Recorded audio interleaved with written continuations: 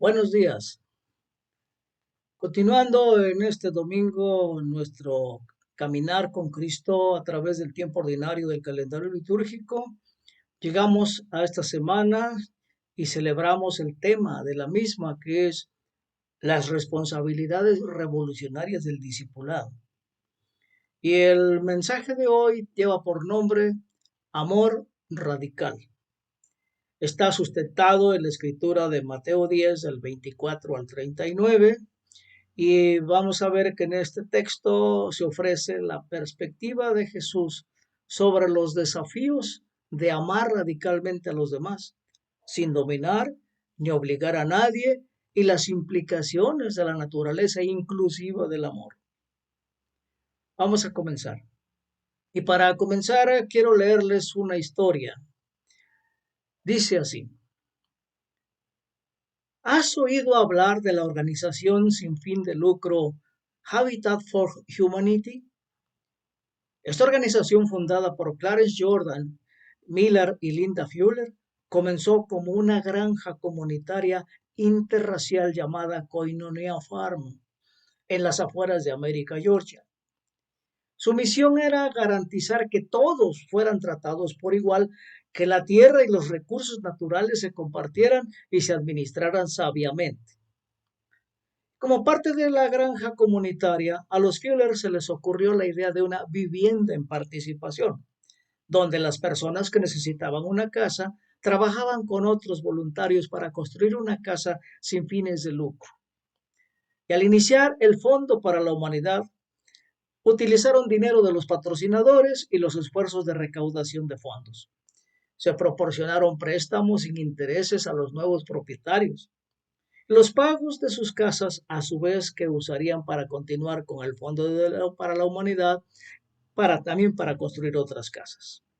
Koinonia Farm se inició en 1942 y el esfuerzo de vivienda en participación comenzó en 1965, durante la era de la segregación y antes de que el movimiento de derechos civiles hubiera hecho algún progreso. Sus buenas obras los metieron en problemas con aquellos que no estaban de acuerdo con sus puntos de vista sobre la igualdad racial y cómo debería vivir un cristiano. Por ejemplo, Clarence Jordan fue acusado de hacerse amigo de un comunista llamado Myles Horton. Jordan les dijo a sus acusadores: realmente tengo problemas con su lógica. No creo que hablar con Myles Horton me convierta en comunista más de lo que hablar contigo ahora mismo me convierte en un imbécil. Koinonia Farm entró en conflicto con el Ku Klux Klan y el grupo hizo estallar un puesto de venta de maní al borde de la carretera de la granja, uno de sus esfuerzos de recaudación de fondos. Cuando Jordan montó otro puesto de maní al borde de la carretera, el Klan también lo hizo estallar. Jordan se negó a renunciar, pero cambió su plan de negocios. En cambio, Koinonia Farm comenzó a vender maní por correo con este anuncio: ayúdenos a enviar el maní fuera de Georgia. ¿Qué te pareció esta lectura? Y bueno, aunque se ha logrado cierto progreso hacia la igualdad para todas las personas, independientemente de raza, género, economía o estilos de vida, las desigualdades se han incorporado a las fibras de los sistemas gubernamentales vivientes en algunos países del mundo. Clarence Jordan y los Fuller desafiaron al sistema por defender a los pobres y marginados. Y esto, hermanos, esto no es bien recibido. Sin embargo, no debería ser una sorpresa. Jesús nos advirtió que enfrentaríamos sufrimientos y conflictos porque vivir el camino del amor hacia todas las personas es difícil, pero vale la pena.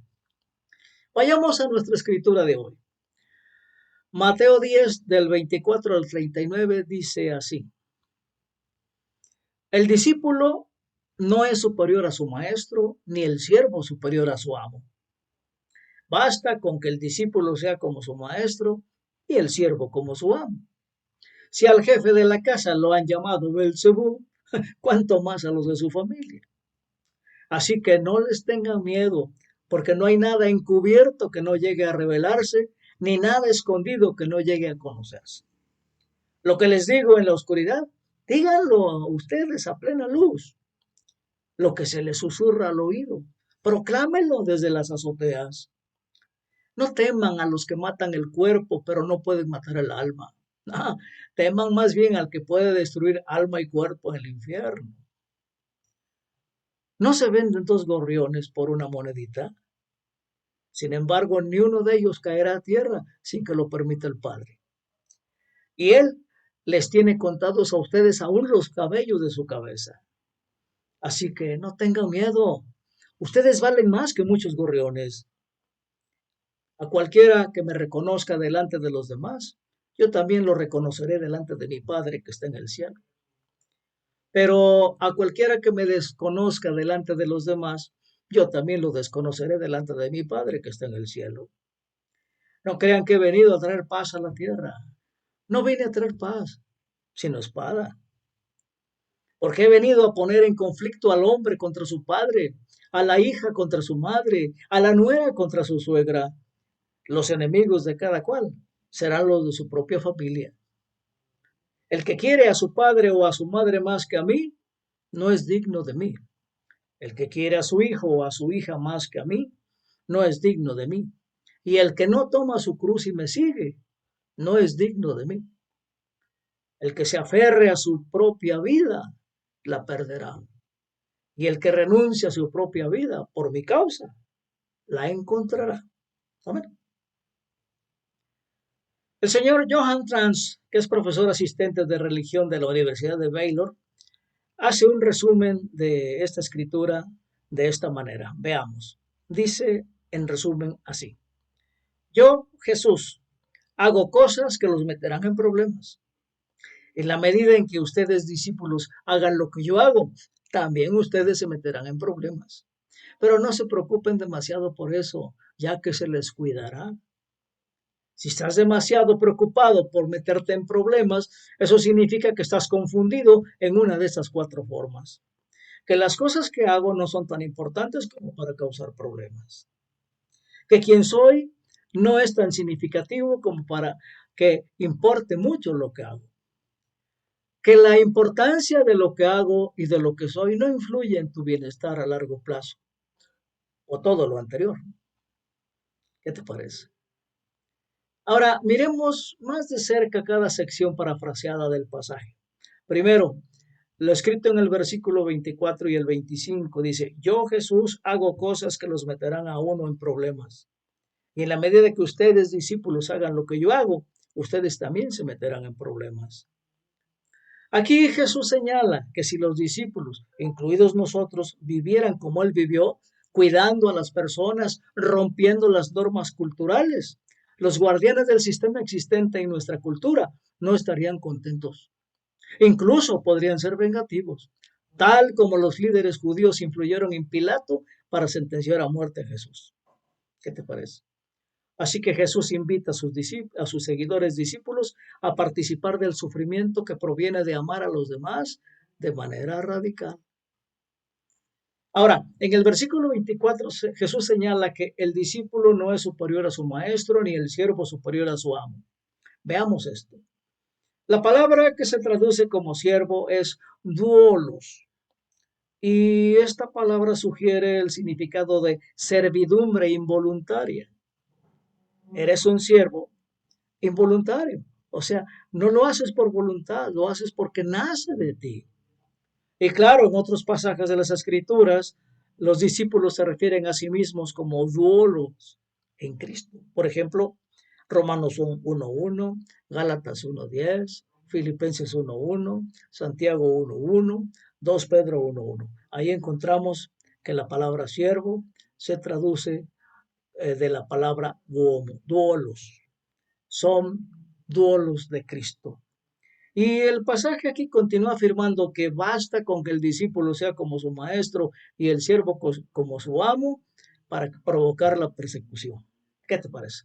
Jesús les recuerda a sus discípulos cómo la gente lo acusaba de hacer buenas obras por el poder de Belcebú. ¿Te acuerdas? Y si pensaban que las obras de Jesús fueran producidas por un poder demoníaco, también se pensaría que cualquier obra que hicieran los discípulos estaba influenciada por demonios.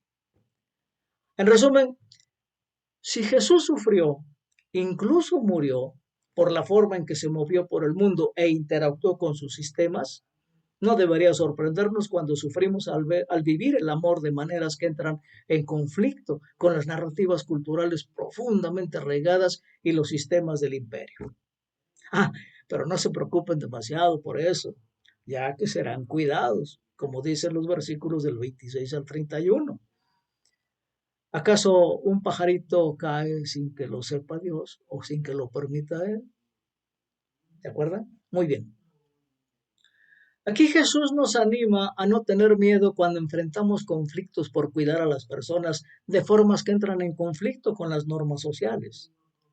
Y nos recuerda también que cualquier secreto será sacado a la luz, como dice el versículo 26.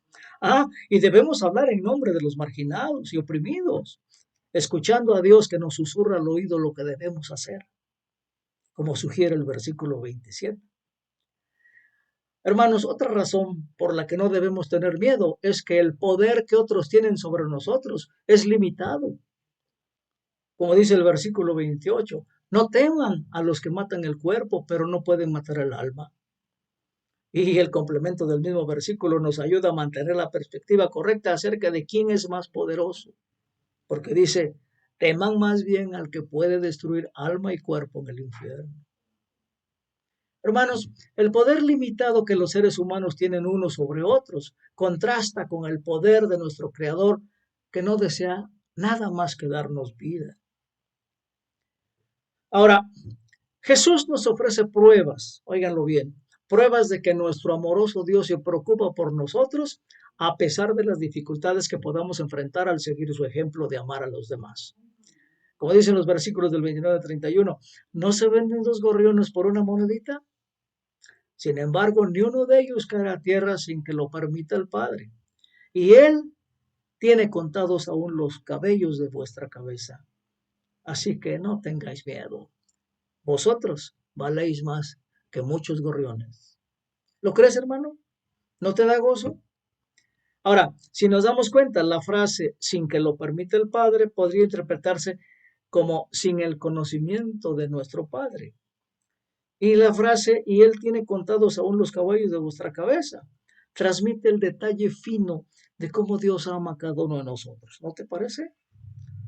Dios ama y valora a los gorriones y a las personas también. Pero amar profundamente a alguien o a algo que no significa que no sufrirá. El sufrimiento y el dolor son el lado sombrío de la belleza y la alegría. Y no podríamos conocer ni apreciar ninguno de los dos lados sin el otro.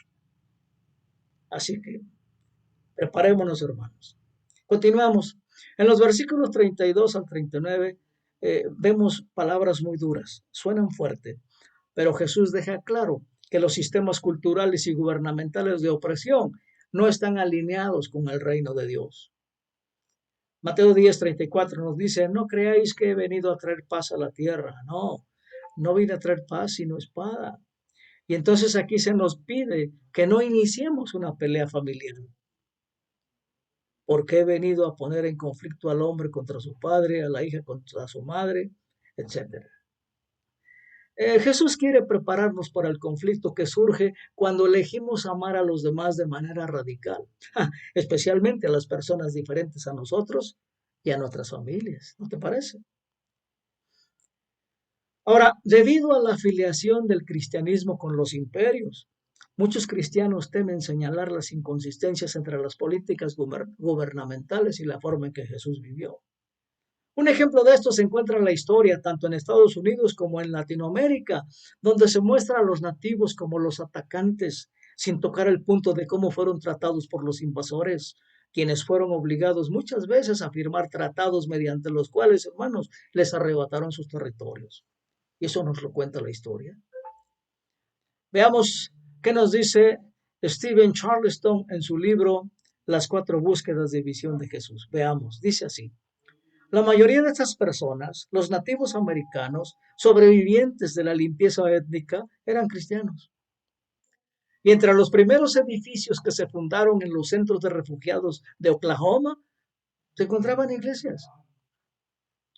Mi bisabuelo fue un pastor presbiteriano que fue responsable de la construcción de varias de estas iglesias en Oklahoma.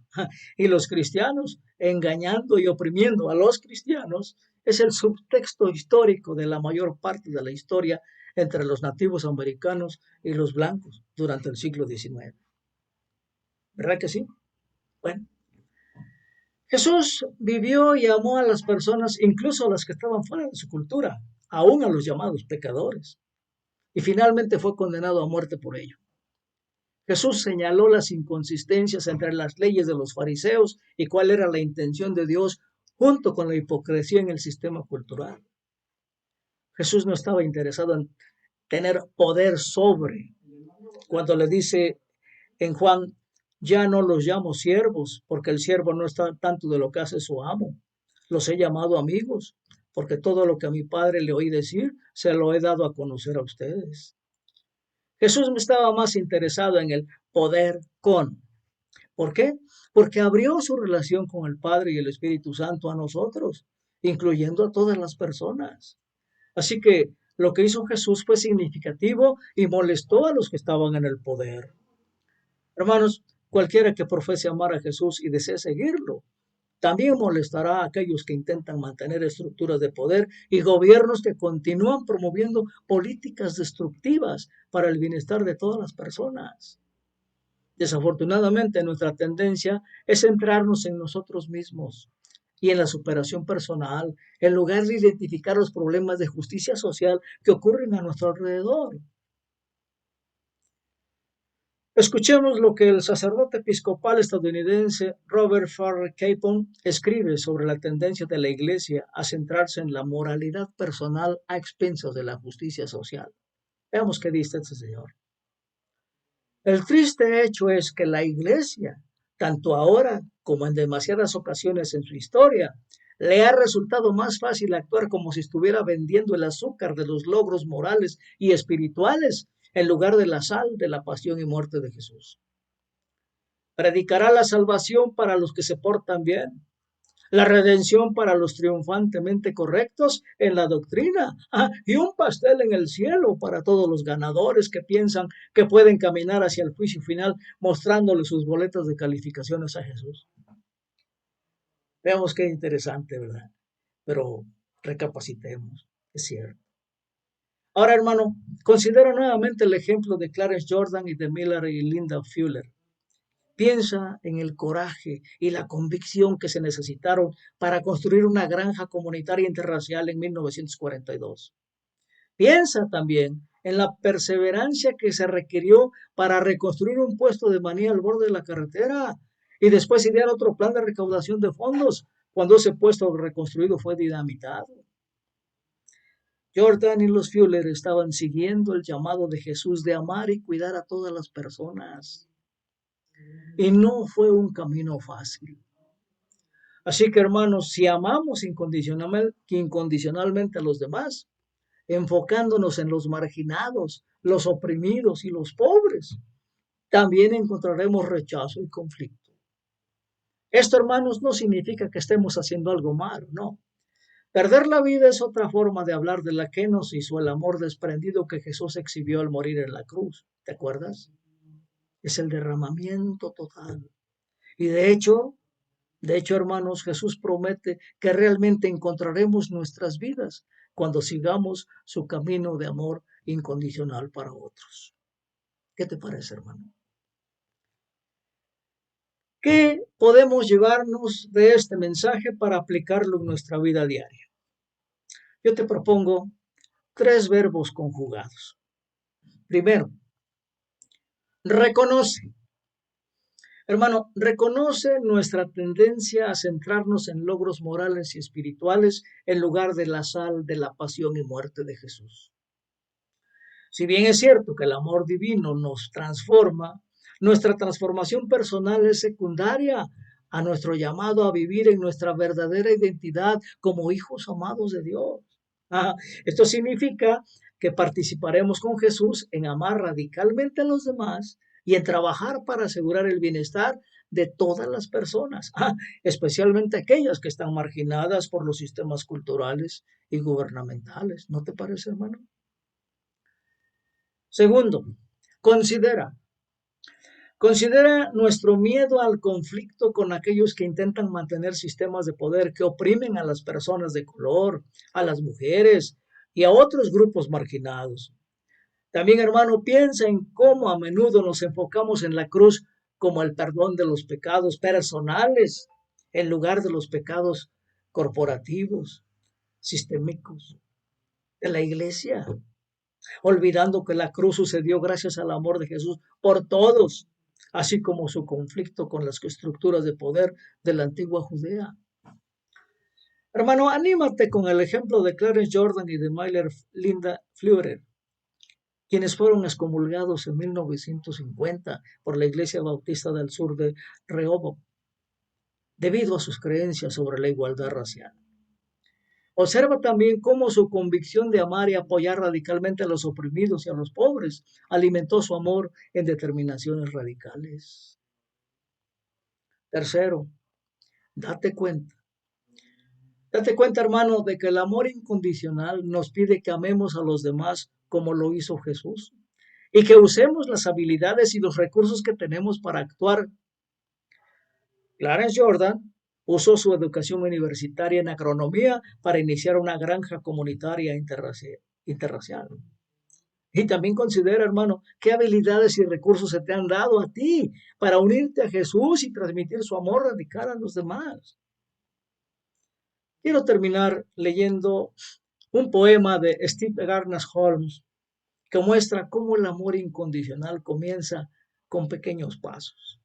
Dice así: cuando la injusticia avanza con tanta facilidad, cuando el mal reina y sientes que es poco lo que puedes hacer, recuerda que todos somos uno.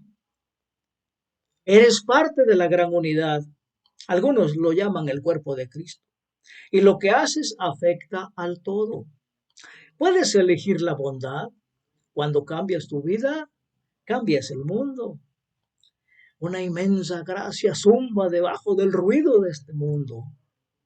Cuando vives en armonía con ella, intensificas la gran música de la vida que renueva la tierra.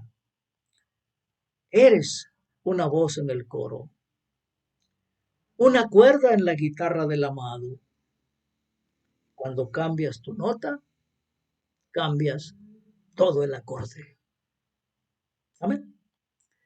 Así que, hermano, para terminar el discurso de Jesús de Mateo 10 del 24 al 39 que hemos estudiado, ¿contiene algún desafío para nosotros si decimos que somos sus discípulos y seguidores?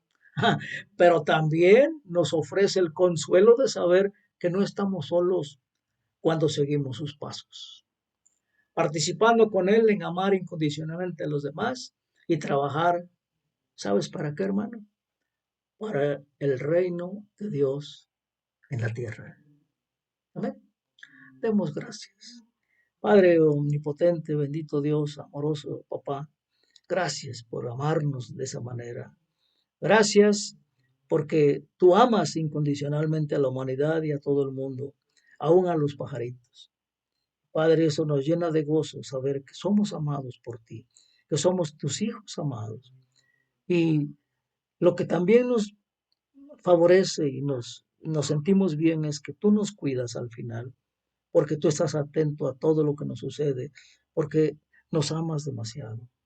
Ahora, Padre, solo te pedimos que nos ayudes a caminar en este mundo, enfrentando los conflictos que surgen por seguir tu amor a los demás, ese amor radical que tú tienes para con todos, que nos aceptas tal cual somos y que así debemos aceptar a los demás tal cual son, porque son hijos tuyos, porque tú también los amas, porque Cristo murió por ellos también y porque el reino es para todos. Padre, en el nombre de Jesús, te agradecemos todo esto y te alabamos y te pedimos nos ayudes a caminar siempre en tu camino, haciendo tu voluntad, en la presencia del Espíritu Santo. Amén.